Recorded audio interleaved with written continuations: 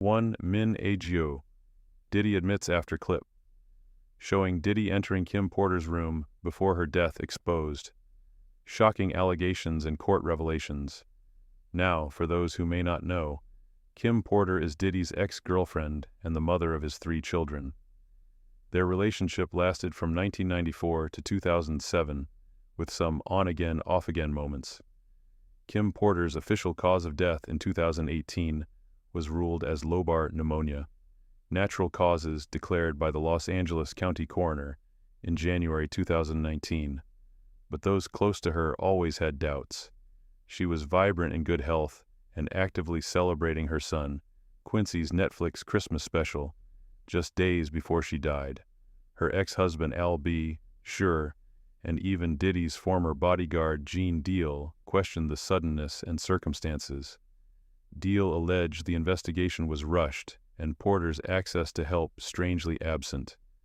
In a cryptic interview, he hinted Diddy may have accidentally harmed her in one of his notorious play fights. He stopped short of accusing him directly but said, "Let that sink in." Speculation intensified when a photo surfaced, showing Corey Gamble, Kris Jenner's boyfriend, at Kim's home, hours before authorities arrived.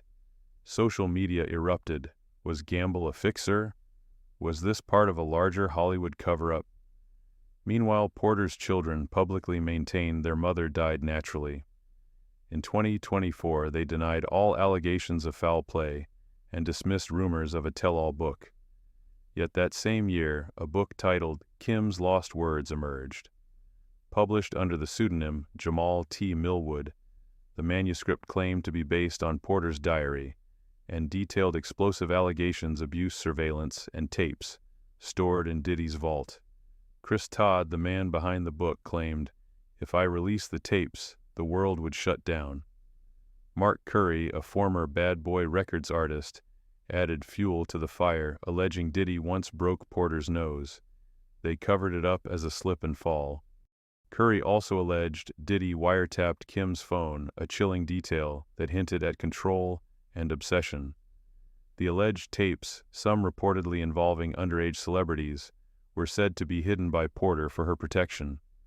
Todd claimed he had access to them and that they were being quietly shopped around Hollywood. The case gained urgency when new light was cast by Diddy's legal troubles. The world was reminded of the brutal 2016 surveillance video showing Diddy assaulting Cassie Ventura at a hotel. He later apologized, calling it inexcusable. Cassie's subsequent lawsuit accused him of years of physical and sexual abuse. Her testimony described coerced sex intimidation and being treated like a sex worker during infamous freak-offs, explicit parties, where boundaries dissolved. Dawn Richard, another former associate, testified that Diddy threatened to make her disappear after she witnessed one such attack. Cassie's mother, Regina Ventura, shared photos of bruises and described fearing for her daughter's life. These stories echoed each other: control, silence, and systemic abuse. That pattern, many said, could also explain Kim Porter's fate. And then came the question, if Diddy did this to Cassie, what happened to Kim? The morning of Kim Porter's death in 2018 was supposed to be quiet. She had been planning a trip, texting friends, and celebrating her son's Netflix special just days earlier. But that silence shattered when the news hit Kim. Porter had died suddenly from lobar pneumonia. Officially ruled natural, unofficially a storm was brewing. All be sure Kim's ex and the father of her eldest son, Quincy, wasn't buying it. She was fine, healthy, laughing the day before, he said in a Fox 5 interview. It didn't add up. Then came Gene Deal, Diddy's longtime bodyguard. The man who once guarded the gates of Diddy's empire began cracking them open.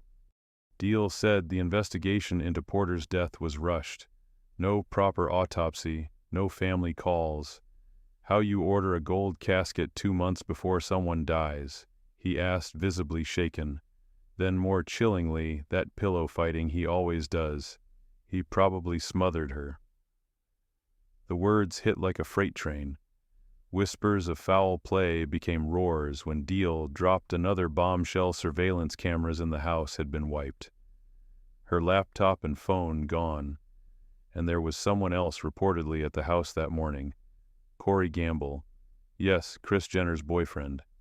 A resurfaced photo allegedly places him at the scene before authorities arrived. Social media lit up. Was Gamble a fixer for Hollywood's elite? But it wasn't just whispers. It was paperwork. It was locked diaries. In 2024, a self-published book appeared under the pseudonym Jamal T. Millwood Kim's Lost Words. Marketed as a memoir, it claimed to contain entries from Kim's private journals. In it were allegations of abuse control and secrets buried deep within the walls of Diddy's mansion. Kim, the book claimed, had made copies of vault tapes compromising footage she feared would put her life in danger. The authenticity was debated. Her children called it fake, but the timing impossible to ignore. One entry said Diddy once broke Kim's nose on a yacht. Another alleged he wiretapped her phones. He'd go mad if I left the house for more than an hour, the book quoted. I wasn't his girlfriend. I was his prisoner. Suddenly patterns emerged. Diddy's abuse allegations weren't limited to Kim. Cassie Ventura, another former girlfriend, took the stand in his 2025 federal trial. Her testimony was chilling: years of abuse, coercion, forced sexual encounters, and a 2016 video that showed him dragging, kicking, and punching her in a hallway.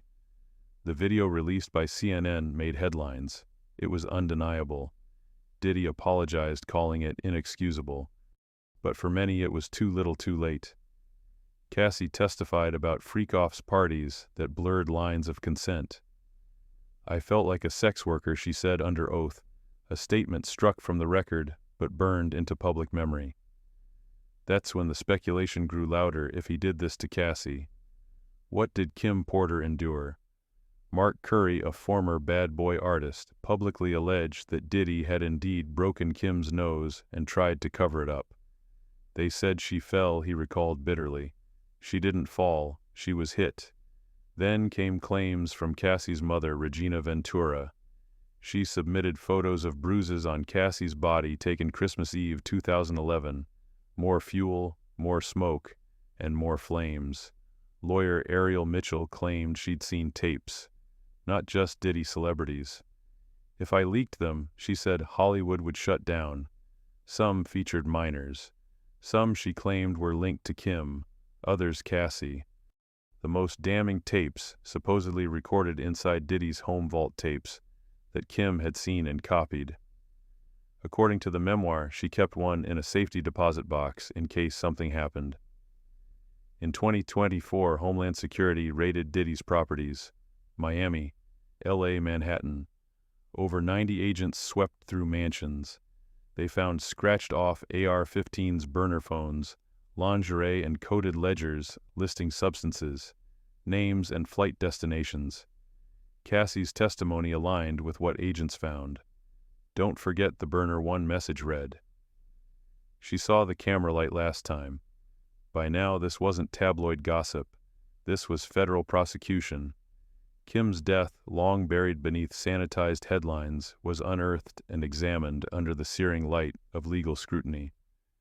And then came the courtroom bombshell. Surveillance footage, previously unreleased. Prosecutors entered it under seal. Sources whispered it showed Diddy entering Kim Porter's room the night she died. The courtroom froze. Everyone had heard the rumors, but now they had a timestamp. Pam Bondi, leading the prosecution, didn't flinch.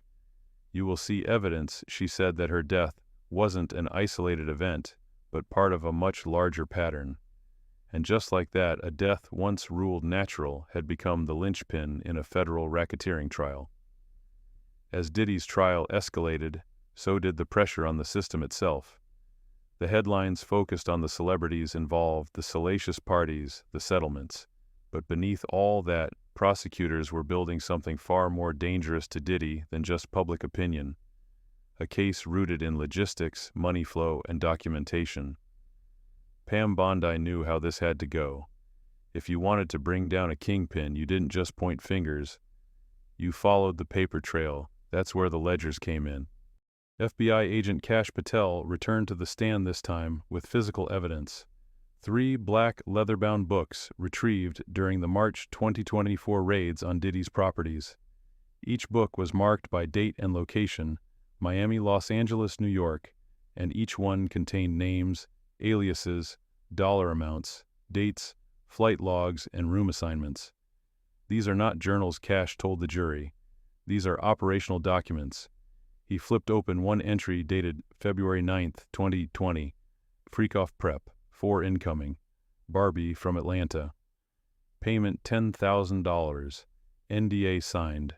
Note prefers dark liquor. The courtroom was silent.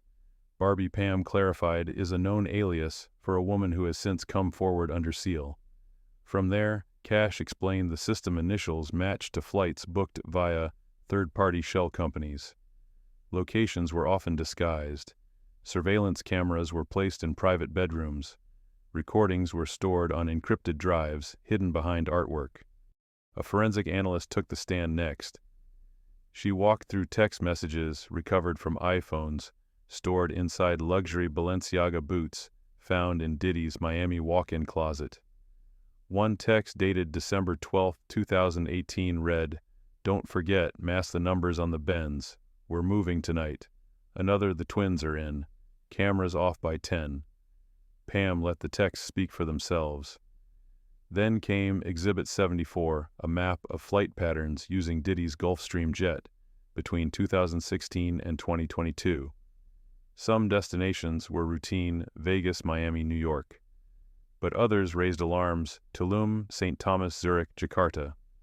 The significance: 3 women who had filed sealed testimony had travel logs matching these routes. At this point, defense attorney Tenny Garagos tried to undercut the gravity. So these are celebrities flying around with other celebrities. Is that a crime? Patel didn't waver. Not if they're flying for work. Not if they aren't being paid for silence, accompanied by armed guards, and booked under aliases that match ledgers linked to narcotics and surveillance setups. What came next was the turning point. Pam Bondi entered a USB drive into evidence. The jury watched a redacted surveillance clip, blurred faces, time-stamped March 2021. In it, a young woman staggered into a private bedroom, clearly disoriented. A man followed. Then a camera light flicked on before cutting out. The jury collectively gasped. "Do you know who those people are?" Pam asked. "I do," Patel said, "and so does the woman in that video. She testified under seal last week." By now, the prosecution's narrative was solid. Diddy hadn't just enabled this system, he engineered it. The drugs weren't recreational, they were operational. The flights weren't luxury, they were transportation. The parties weren't private, they were procurement. But the most damning part, it wasn't what the prosecution showed. It was what they implied. Pam paused and turned to the jury. Ask yourselves if this man tracked every dollar, every flight, every guest. Do you believe Kim Porter's final hours weren't recorded? The implication hung heavy. And then came the vault. Homeland Security Special Agent Gerard Gannon testified about a March 2024 raid on Diddy's Miami estate. Behind a panel in the master bedroom, they found a biometric safe. Inside were 3 encrypted hard drives, $850,000 in cash, and a notebook labeled simply Event Archives. Pages listed names, dates, and tape IDs. Some were marked with stars. One entry dated July 4, 2019 read, "Shaw plus KP plus LP footage. Do not delete. KP believed to be Kim Porter." Gannon testified, "We are in the process of decrypting those drives. Preliminary analysis suggests they contain hundreds of hours of private surveillance footage." The courtroom was breathless. Tenny Garagos objected. "Speculation. None of that is confirmed." Judge Craverman sustained. But the seed had been planted. Then a moment that turned the trial. Pam called to the stand someone no one had expected, a former digital security contractor hired by Diddy in 2020. The man, face shadowed for privacy, confirmed he was paid in cryptocurrency to build a compartmentalized private network and remote purge systems. In English, the judge asked. The man replied, a system to erase everything in 90 seconds from anywhere on Earth. Pam raised an eyebrow. And was it used? Yes, he answered. It was activated the night Kim Porter died. Gasps. Again. Pam leaned forward. Mr. Combs triggered it himself, I can't say. But his biometric ID was used. That was it. The room tilted. This wasn't about he said, she said anymore. It was systems, safes, passwords, flights, tapes, vaults, wiped data, triggered alarms, secrets embedded in a digital fortress that only one man controlled. And maybe, just maybe, Kim Porter had known too much. Pam Bondi didn't need to say it. The jury already had. They stared at Diddy like he was no longer a mogul, no longer even a man, just a name, attached to a ledger. As the courtroom saga entered its fourth week, the prosecution focused on exposing Diddy's protective network, a web of enablers, silence buyers, and calculated distractions. What emerged wasn't just a story of individual acts of violence, but the architecture of an empire built on fear, power, and silence. Kash Patel returned to the stand. No longer just a former intelligence official, he was now the government's key bridge between the FBI investigation and the courtroom's unfolding drama. His demeanor was calm, but behind his words, an undercurrent of moral urgency vibrated. He testified about the chain of events that led federal agents to the infamous March 25th raid on Diddy's Miami mansion. What they found shocked, even hardened investigators. Platform stilettos, bags of lingerie, with tags still on prescription drugs, not assigned to anyone living in the home, and most ominously, AR-15 rifle parts with serial numbers scratched off. But it wasn't just what they found, it was what they couldn't. Missing hard drives, destroyed documents, surveillance blind spots in an otherwise state-of-the-art system. This was not sloppiness, Patel stated. This was deliberate. He described how federal surveillance had been compromised days before the raid, and noted suspicious movement of staff and assets. Then came the tapes. Pam Bondi, ever composed, introduced a sealed envelope to the court. With the judge's permission, she slid in a USB drive and directed the courtroom's attention to the projection screen. What played next was grainy but horrifying. It showed a bruised and frightened Cassie Ventura speaking directly to what seemed to be her phone camera. Her voice was cracked, her hand trembling. "If you're watching this, it means something's happened to me," she said. "He said I don't get to leave, that I belong to him." Murmurs flooded the courtroom, but the most explosive clip followed. Surveillance footage from 2016, never before seen by the public, clearly showed Diddy dragging a sobbing Cassie down a hallway by the hair in a Beverly Hills hotel. There was no mistaking the aggression, the dominance, the brutality. Diddy's legal team scrambled. Objections flew. The defense attorney accused the prosecution of trial by media. But Judge Tanowski allowed it, stating the footage met the evidentiary standard of relevance and authentication. The courtroom had shifted. Gone was the swagger of Diddy's defense. In its place, silence. Outside, public opinion surged against the music mogul. Hashtags like outrage, justice for Cassie, and protect Kim Porter trended globally. Protesters surrounded the courthouse with signs bearing messages like, "No more silence," and "Hollywood isn't above the law." Back inside, testimony resumed. Former employees, once too afraid to speak, now took the stand. A housekeeper named Lourdes testified in Spanish through a translator, recounting times she'd seen Cassie with black eyes and broken lip.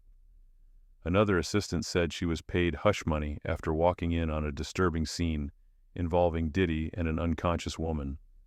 Perhaps most damning was testimony from a private security contractor, Ray Donovan, not his real name, but the alias granted under witness protection. He described once being ordered to clean up after one of Diddy's private freak-off parties. The cleanup, he claimed, involved escorting 3 unconscious women out of the house, deleting digital footage, and burning a mattress. Pam Bondi's cross-examinations were surgical. Her calm, southern tone often disarmed witnesses into over-disclosure. She asked short, direct questions that packed punches. To Donovan, she asked, "Mr. Donovan, why didn't you report this to the police?" "I tried," he replied. "But they laughed at me. Said no one touches Diddy, and now I want him to burn." The weight of cumulative testimony became undeniable. This wasn't one person's story. It was a decade-spanning pattern. Pam Bondi looked to the jury. "You don't need to believe every allegation," she said. "But ask yourself, how many women does it take? How many bruises, how many disappearances, how many payoffs until we say enough?" The judge announced a recess. The jury exited in silence. Diddy stared forward, stone-faced. Outside, cameras flashed. Inside, justice marched forward. As courtroom proceedings pushed deeper into week 3, the atmosphere inside the federal courthouse turned razor-sharp. The air was thick with anticipation, the media's frenzy escalating with every witness brought to the stand. But what no one expected was the revelation that would come from a surprise federal informant, someone whose identity had been concealed for years, a former private security operative embedded within Diddy's inner circle. His code name was Falcon. Brought in under federal protection, he testified remotely via encrypted feed from an undisclosed location. What Falcon alleged was chilling. For over 6 years, he'd been collecting footage and audio recordings while posing as one of Diddy's most trusted bodyguards. From Miami mansions to secluded private jets, Falcon had witnessed it all: freak-off parties, transactions involving trafficked individuals, and the hidden vault where Diddy allegedly stored incriminating blackmail tapes. Pam Bondi rose from her seat with sharp purpose. Calm but forceful, she guided Falcon through a series of shocking admissions. One recording played in court with Judge Chen's hesitant approval depicted an argument between Diddy and Kim Porter just days before her death. In the clip, Porter could be heard yelling, "You think you can scare me? I'm not afraid of you anymore." Sean, Falcon, claimed he was present at the mansion that week. He said Porter discovered a hidden safe containing VHS tapes and a ledger, and that she threatened to expose everything. That was the turning point, he said. Everything changed after that. The gallery was silent. Even Diddy's defense team looked rattled. Pam Bondi seized the moment, turning the screen toward the jury. "Ladies and gentlemen, this isn't about celebrity drama. It's about systemic abuse, manipulation, and silence bought through power and fear." Kash Patel took the stand next, detailing the months-long joint operation between the FBI and DHS. Patel explained how they'd uncovered a communications hub hidden beneath one of Diddy's New York properties. It had hard drives filled with surveillance footage, including scenes of coercion and physical abuse. Patel paused before stating, "It was a control network used not just to blackmail women, but politicians, artists, producers. We believe it was Diddy's insurance against anyone turning on him." Meanwhile, the defense scrambled to regain control. Mark Agnifilo, Diddy's lead attorney, demanded a recess and accused the prosecution of orchestrating a smear campaign. He argued that Falcon was a disgruntled ex-employee with no credibility and that the tapes were heavily edited. But Bondi had anticipated this. She summoned a digital forensics expert from Quantico who verified the authenticity of the footage using metadata and timestamps. The tapes, she claimed, were genuine and untouched. "This isn't editing, it's evidence." As court adjourned for the day, the energy was electric. Protesters had gathered outside, holding signs with messages like "Justice for Kim" and "Survivors deserve truth." News outlets scrambled to reframe their headlines. The narrative had shifted. No longer was Diddy merely a troubled celebrity, but the alleged orchestrator of a vast criminal web. That night, major networks aired extended specials. CNN's panel debated the viability of racketeering charges, while Fox focused on the political fallout. Social media was flooded with clips from Falcon's testimony. Hashtags like #RDiddyVault, Shawshar Justice for Cassie, and Bondi Vishan began trending. In the courtroom, Judge Edward Chen appeared visibly shaken. Though he had sparred with Pam Bondi in previous sessions, he now found himself unable to suppress the mounting evidence. Yet observers noted how he frequently interrupted Patel and Bondi, but rarely objected to the defense even when they introduced speculation or pivoted away from the charges. During a closed sidebar conversation, a hot mic accidentally picked up Bondi whispering, "He's compromised. Look at how he protects them." That clip, leaked by a courtroom technician, went viral within hours. Behind the scenes, federal marshals began increasing security. Patel received threats. Bondi was advised to stay in a secure hotel. A source within DHS told Reuters, "This case is larger than anyone imagined. Hollywood's dirty secrets are unraveling." By the end of the week, 3 new women had come forward anonymously offering to testify against Diddy. Their stories echoed the same themes: isolation, manipulation, retaliation. One alleged being trafficked across state lines under the guise of modeling gigs. Another spoke of being recorded without consent and threatened into silence. Bondi addressed the media briefly, "We're only scratching the surface. More names will come. And justice isn't a matter of if, but when." The court prepared for what was rumored to be the most explosive session yet. A sealed witness list included at least 1 current U.S. senator and 2 A-list celebrities. Inside Diddy's cell at the Metropolitan Detention Center, sources claimed he had been placed on heightened suicide watch. His legal team prepared a third emergency bail motion, this time offering $75 million in cash and collateral. But the DOJ preemptively filed a counter motion citing extraordinary risk of flight and intimidation of witnesses. Everything now rested on the next 72 hours. And in the shadows of power, the reckoning had only just begun. Diddy's final downfall began in the silence of a courtroom where not a single camera flashed. As the final witnesses approached the stand, the weight of months of testimony pressed down on every person present. Prosecutors led by Pam Bondi and aided by the resolute presence of Kash Patel had spent weeks building a case brick by brick. Now the last stone was about to be set. Pam Bondi, in her closing argument, stood not as a mere prosecutor, but as a voice for the voiceless. Her voice trembled not from fear, but from fury. This man used his wealth, fame, and influence to build a fortress of impunity. But inside that fortress he committed atrocities. Today we tear it down, brick by brick.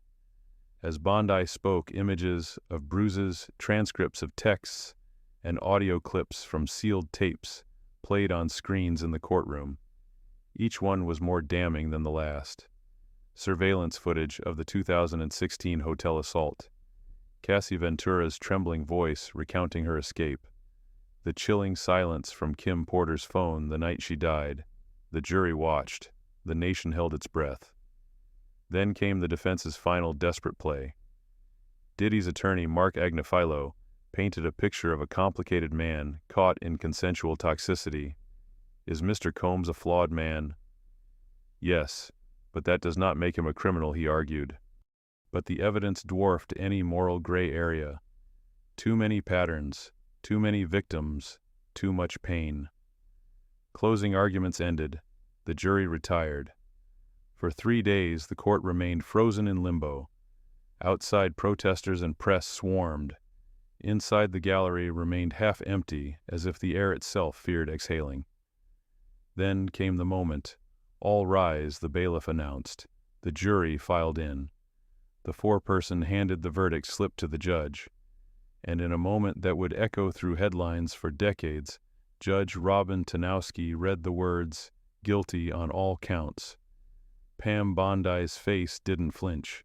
Kash Patel nodded slowly. Across the courtroom, Diddy's expression was unreadable, part defiance, part disbelief. Behind him, his children clutched each other in silence. In sentencing, Bondi didn't hold back. This wasn't just about one victim. This was about a culture of silence. Today that silence is broken, the judge agreed. Sean Diddy Combs was sentenced to 65 years in federal prison without parole. The final scenes unfolded quickly. Diddy, escorted out in cuffs, glanced only once behind him. No one followed. Pam Bondi exited to a standing ovation. Outside, reporters surged forward. Bondi raised her hand and said only justice. The case sent shockwaves across the music industry. Labels cut ties. Awards were rescinded. But more importantly, survivors spoke up. Cassie Ventura founded a foundation for victims of coercion in the entertainment industry. Kim Porter's name trended worldwide for a week. Her diary, once thought lost, became evidence of a generation's reckoning. And Pam Bondi, she was offered book deals, interviews, political endorsements. But she turned them down. Instead, she returned to the courtroom one case at a time. Because for her, this was never about fame. It was about justice, and she had delivered it fully. Thus ended one of the most chilling celebrity trials in U.S. history, not with fanfare, but with a verdict and a future forever changed.